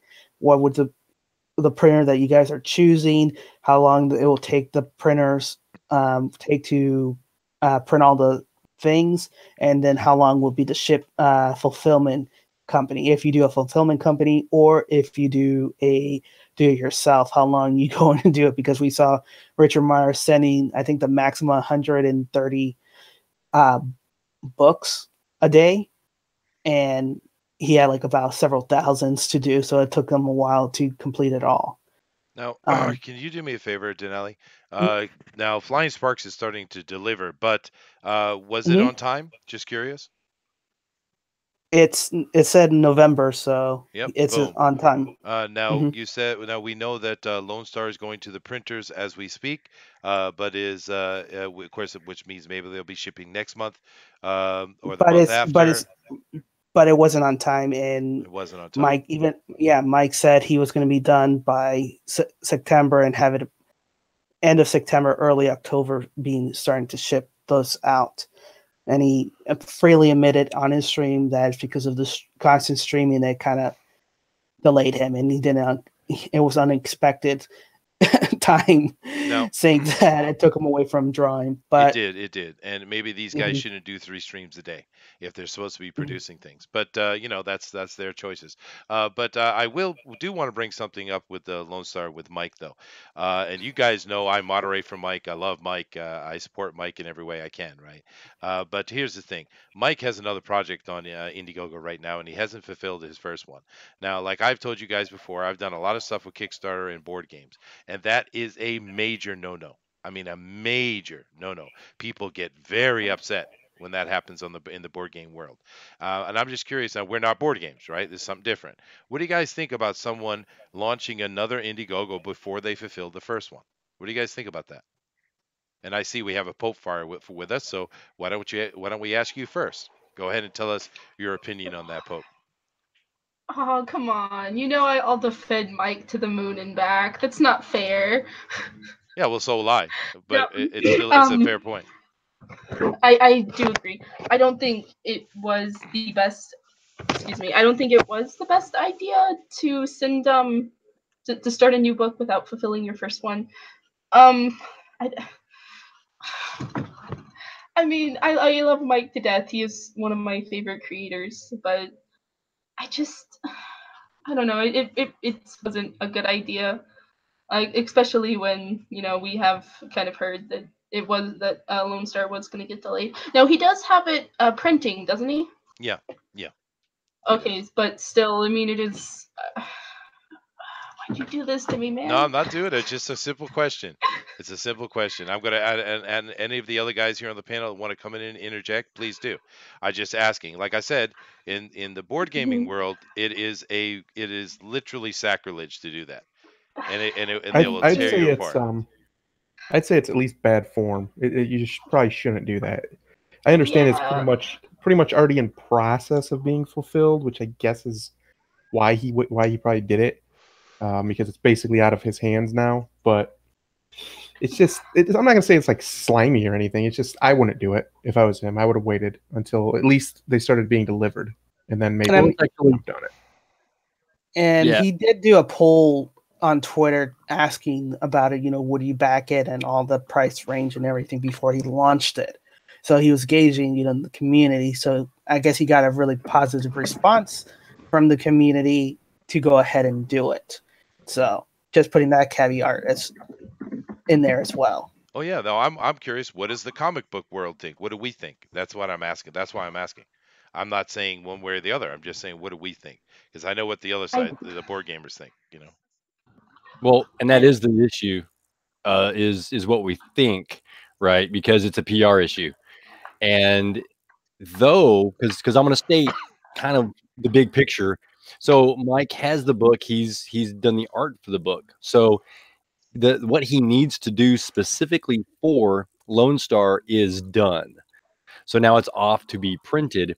Now, so what he wants to do is he wants to keep his books going. He wants to build his universe and he wants to keep his product and keep giving it to people, give them more of what they want, right? Because what we want is more comics. So he's now going to start the Indiegogo. Of course, the Indiegogo is to draw the funds. It's the pre-production phase. Once he gets the funds from the pre-production phase, then he'll start drawing again, right? And move it on again. And we'll do this process over and over again. So I think time-wise, he might be good. He might be working a good business model, except it goes back to what we think we see, and it doesn't look good PR-wise, and that requires extra marketing on his part. It is smart though that he's taking books that are already done and trying to make money on them. That's a smart business move, I think. Now, I won't back the book until I have Lone Star, just for principle reason. I don't think it was a smart idea, but I love Mike to death, and I don't know. It's really conflicting. Okay, well, you guys think about your responses to that. I'm going to come over here to the chat real quick and catch up. So I know with this new campaign, Chester, that Mike, the 3 books, and we even looked at it, it's 3 books that he's already done. The Meg that had been paid for, which kind of put him in the bind, and the Deal with the Devil that he said was optioned by television, and then which he did artist. So it's already property he has already done, and he's just, I guess, gating the production costs of printing and shipping out of the way to bring in more of the universe in. Yeah, no, I think it's smart business. Yeah, I agree. Yeah, let me jump over here to the chat, guys. I want to catch up the chat, okay? March Hare actually says something nice about us. Oh, thank you. He says, I give the entire team credit. It's a breath of fresh air. Thank you. Oh, thank you, guys. Let's see. Draken says he doesn't consider EVS to be late. He stated when he wants to have it out and hasn't gone past that. Well, he has, but that's okay. Like I said, we don't really care. Kat is talking to Booster directly, and she's responding to your comment of the little folks, and she says, "Us little folks, are you projecting, Booster?" Why are you laughing at me? What is this? No reason. Okay, Chicken You Sis says, can- I tell you, Zach fulfilled so hard, it got reviewed by people who didn't even back it. Yeah, I'm sure it will, dude. People who haven't Ouch. even read it, I'm sure. Tank Ferret says, we shouldn't lament defeat mistakes. Those are the best points in life to learn from. It's true. I bombed on Drawn and Quartered Pro Edition. No pouting, just examined where I did what I did wrong and try not to do that again. Okay, well, I think I would start with not sucking. Tank. That was Okay. I think uncalled you did for. a good job, Tank. No, That was I uncalled Ouch. for. He tried to not suck as hard as he could. yeah. No, I'm just playing. I love Tank, man, and he actually did a really good job. I think he just he got stuck with Spider-Man. That's not his favorite thing to do. I've seen a lot of people say they voted for him, and I only saw 6 votes. Yeah, I know I dude, actually voted for him myself as that well. So that straw poll problem is seriously a problem, and Pixel's working on making a poll, but a new straw poll for us specifically that works. But the problem yeah, is that Pixel is very busy right now working with the pros for his Indicron, setting up the coming soon section. So that's more important than the straw poll. But when he gets done with that, he's going to get on that straw poll, and we need that. We do need that because that thing isn't working very well. Let's see. March Harris seems to think Booster is funny for some reason. I don't know why. Zach Hawkins says, "Meh, I'm a I've little seen enough funny. crap I don't like from the certain folks to not give them my money again, and to in fact put their books up on eBay when they eventually deliver." Ooh, Zach has an opinion Ooh. there, dude. Ooh. But hey, the DJD show agrees. I don't know which ones they're talking about. He says he has one in that bin. Oh, okay. Let's see here. Coming down, a lot of people saying hello. Nasser rocks. Okay, Dave. Well, you know what's funny talking about eBay? I was looking at eBay and I did look for Stardust, and there was somebody selling for $199. Really? Yeah. So there you go. Okay. There's a investment there for you guys. Our Somebody's- raffle winner. Yeah, there you go. Popefire's opinion on this is irrelevant because she is biased. Okay, I thought I was biased. Is everybody biased now? What's going on? Jordan says Popefire is my favorite princess. Aww. Vailnit says Lone Star is with the editor, I believe, and not off to be printed quite yet. Oh, interesting. I didn't know that. Midnight Cherry's in here. Hello. I do enjoy. If you guys want to go over to Midnight Cherry's YouTube and check it out, you'll find a very, very sexy voice. Trusty Sidekick says the new Indiegogo from Mike will help him be able to work on the next issue of Lone Star before launching the campaign for it, which is what people are saying they want. Yeah, no, I agree, dude. I think it's smart. And Ignition, which is Todd over here, says, Chester, read my chat. I'm a bigger Booster fan. No, no, no, no, no, no. Okay. No, I think that's good. I like hearing from the Booster Boys. Oh, crud. The real following that is everywhere. And they came up with that name themselves. I didn't do that at all. They all came together. All my fans. Okay. And Yeah, I all see 2 of them. everyone is Good just, job. Making sounds while Booster's talking. That everybody should do that. okay. All right, guys. I'm caught up with the chat. Go ahead. Now we were talking about Lone Star, and I think we've pretty much covered that. If anybody wants to cover what Mike's doing with the new one, go ahead and say something now. Otherwise, we'll talk about a couple of these other fulfillments. No? Okay. But yeah, I go ahead, Janelle. Yeah, no. So it's really, like I said, or like we've been saying, it's a learning curve for a lot of these creators, a lot of these new creators about fulfillment because they're being their own publishing company. They don't have any support and they're kind of building everything ground up. Mike has some knowledge about the publishing industry because he had Alias Publishing, but he also knows the failure of that because his company kind of failed when the printer didn't deliver on time. So you always have to be cognizant of every step of the way and make sure that, from you delivering your art to the printers are on time and that there's no damages to the shipment as well. And that's another topic that we have to discuss about damages because a couple people, when they got their items fulfilled, their books were damaged because either of the way they were delivered or because of the mailing process or whatever. Some people don't care. They just got it for the book. Some people who are collectors are like, well, this was supposed to be kind of rare. Now it's kind of useless to me because here's the damages. It's the same issue that we get with the local comic book shop when they get Diamond delivered. They said they pad them with all these extra boards and stuff that it actually damaged the books. And then we gotta have to think about more protective measure to deliver these books that is cost effective as well and be more protective and be more in line. And that's something that is a problem.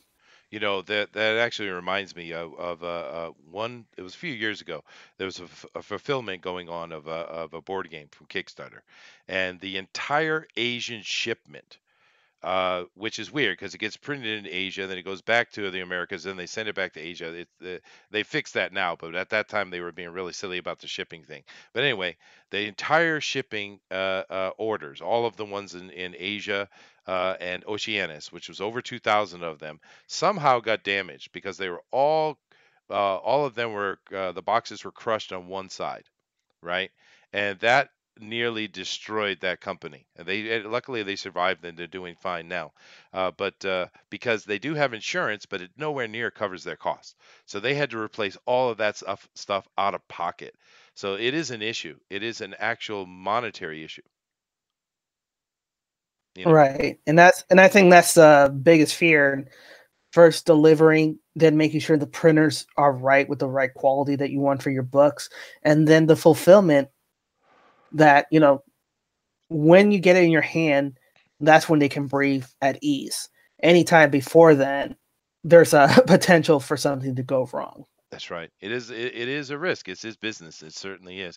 And of course, with the fulfillment thing, that's something that you haven't mentioned is Gary Shipman just had his Indiegogo end, and he's already got his stuff at the printer. So Gary's stuff is turning around super fast, and we've seen some of them do that, and I think that's really cool. But do you think, just a kind of a side question, guys, do you think fulfilling a project too quickly is a good thing or a bad thing?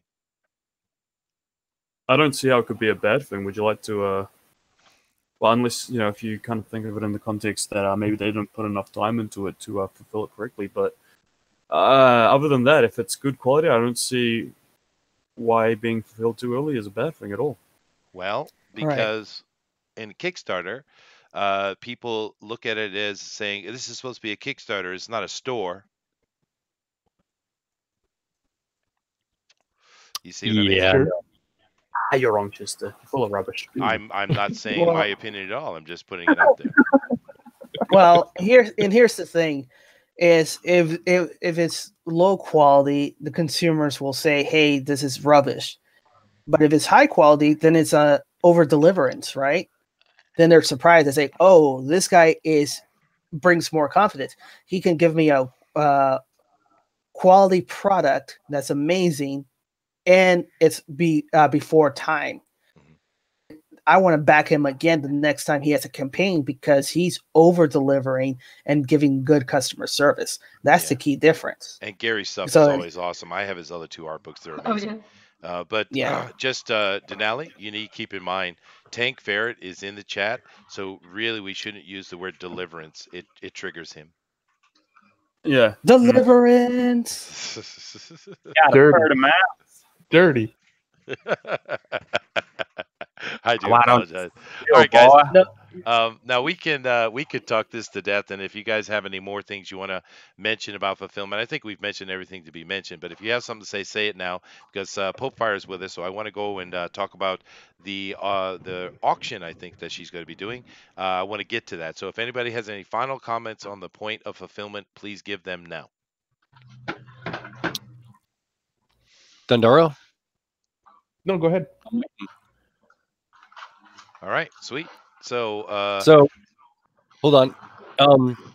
What all this comes down to, and I've been sort of taking the temperature of everything from the chat and from what you guys are saying, and what a lot of it comes down to in all this advice and all these concerns and all these worries is that, and some of them, right? We've had to say some pretty dicey things. I wouldn't say harsh, but something that someone may not necessarily have wanted to hear. But there's a thing called honesty, and what we're doing with that is we, the fans, still want you to succeed. And that's why we're still doing this. And that's the important part here.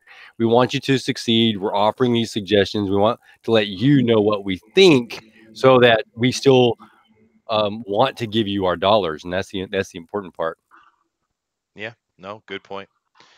All right, well, let's go ahead and move on now. Pope, we have you here, so we'd love for you to go ahead and talk about that. I'm going to share these things that you had sent me today, so those are up on the screen now.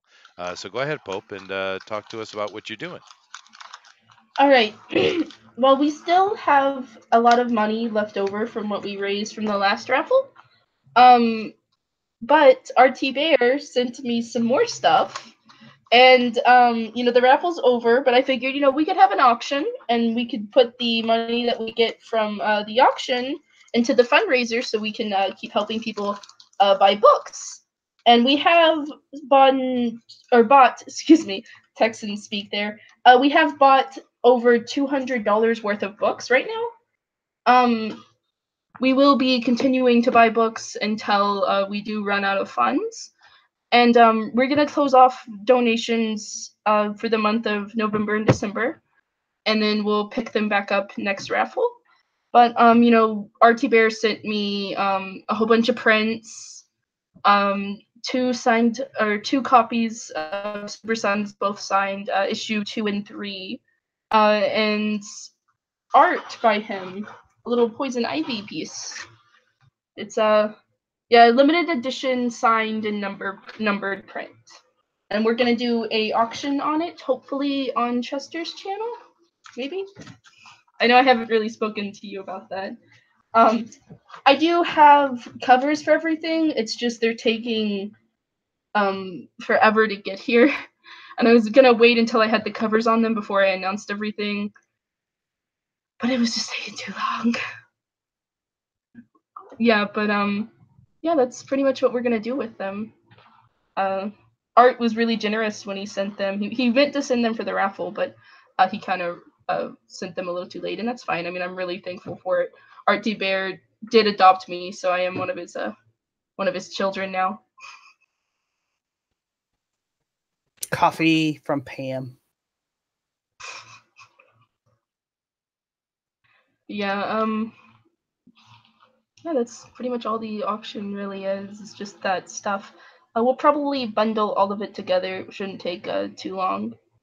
But I do want to get the covers for it before we do the auction. And I do have them ordered. I ordered them like a week and a half ago. Just taking forever to get here. That's really awkward and quiet.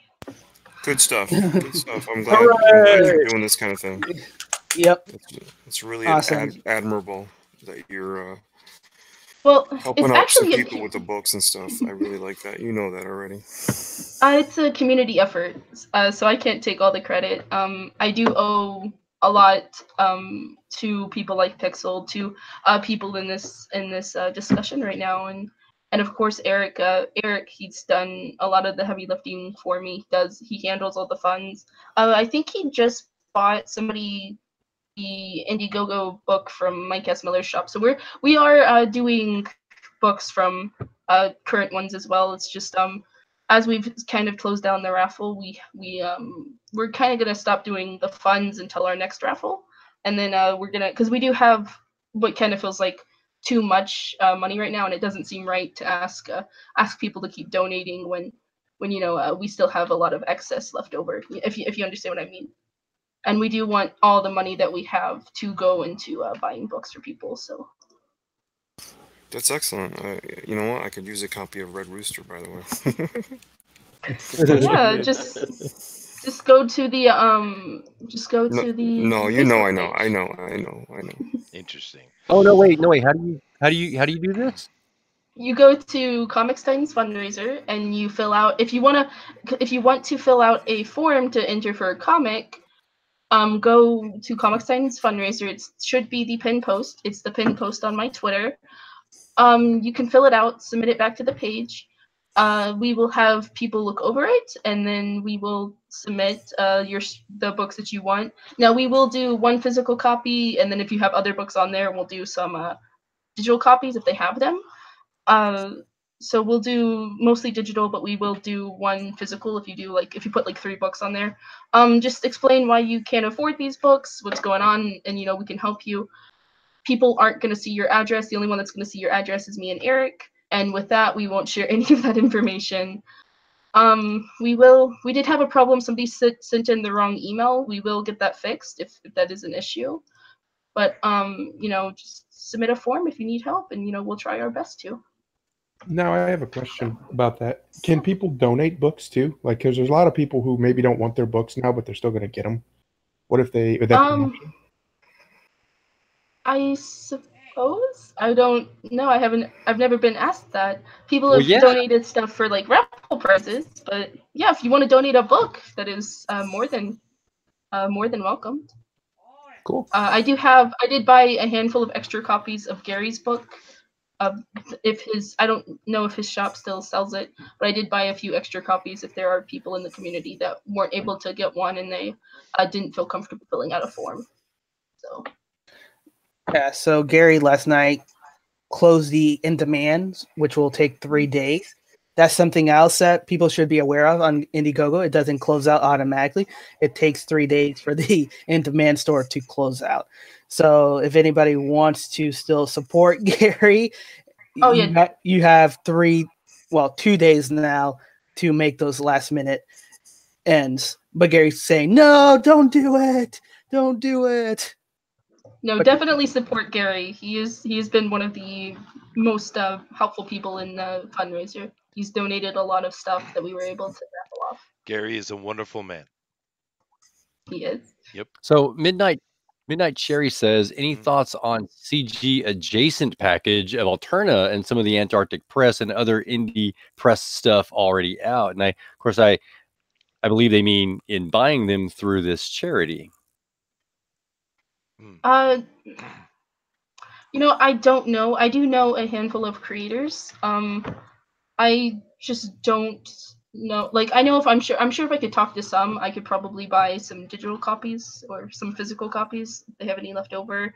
I mean, if you do want a book that we want to keep it comics get related, but if you do want a book that that the project is over, I can try and get in contact with the creator. I can try to get the book, but I can't make any guarantees with it. Right. Again, it's not the initial. Yeah. It's not the initial inception of what this particular charity was designed to do. So to branch out into concepts like that would really has a different type of logistics behind it. Yeah, and it seems like a lot of and don't get me wrong here, guys. I mean, if you do really want a book that you missed out on because of issues, and I do know that a lot of people missed out on books because I remember I didn't have this fundraiser going when Jawbreakers or Cyberfrog were initially going. But I can try my best, but I can't really guarantee it. And it does seem like a lot of work, and the fundraiser itself is a lot of work to begin with.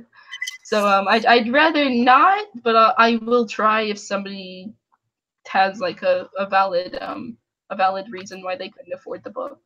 Yeah, Midnight Cherry says just a thought. I hear you.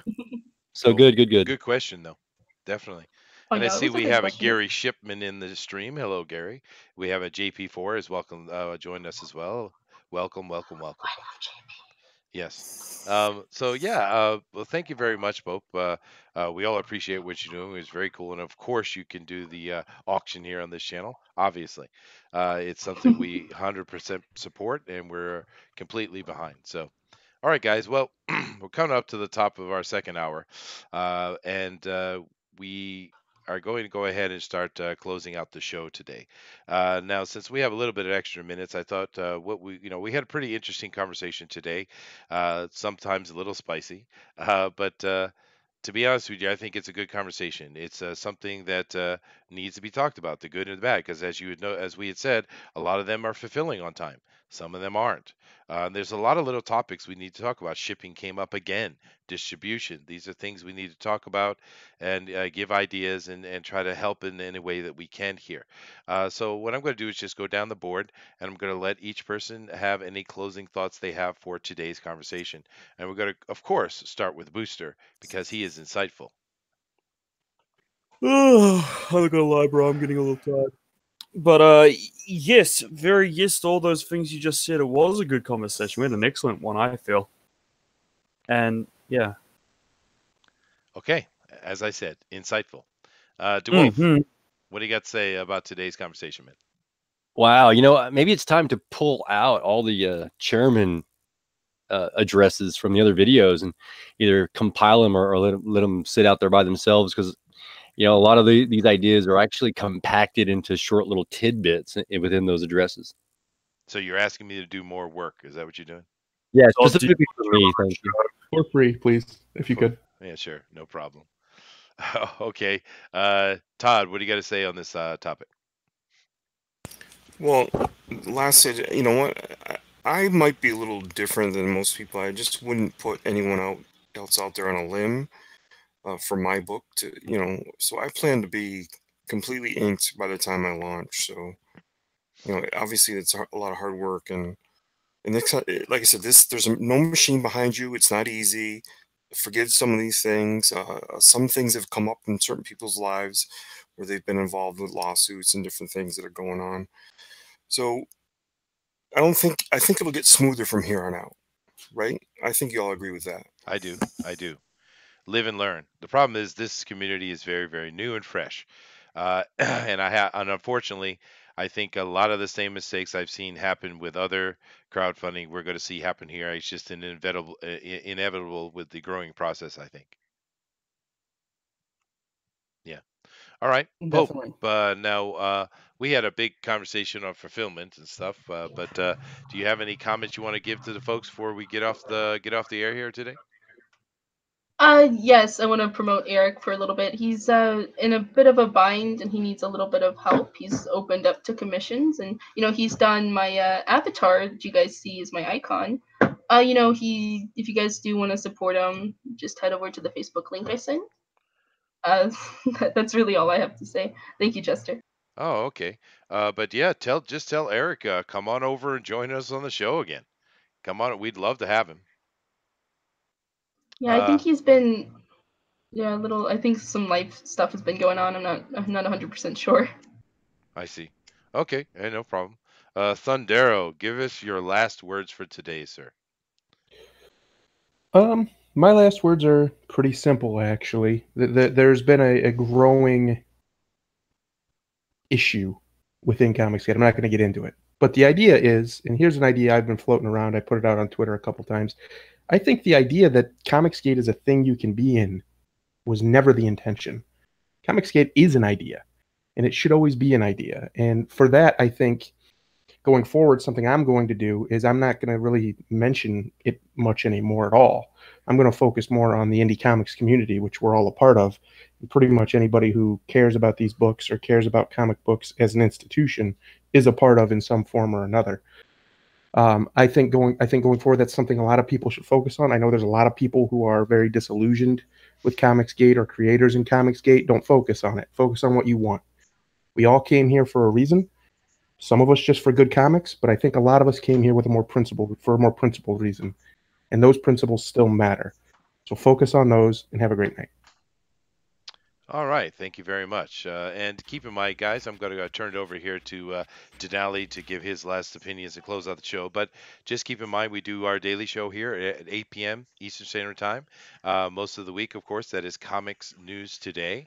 And I implore you guys again, if you want to be part of the conversation, just get a hold of me and we'll put you on the show, man. We want to hear what you guys have to say. We want opinions. As you can see, with the panelists sitting here in front of you, the 7 of us, we don't all agree on things. But you know what? We can have a conversation about it and we can come to conclusions or compromises or various things like that. That's how things work, right? And we want you to be part of it. I don't. Well, you might not. I know. We know, Booster. We know. But I don't make. So. Oh, just close it down already. Yeah, it's true. That's true.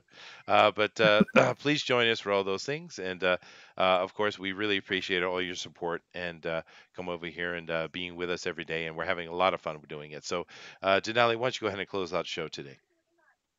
Yeah, so I want to piggyback on that. Be part of the conversation. You know, don't be passive about it.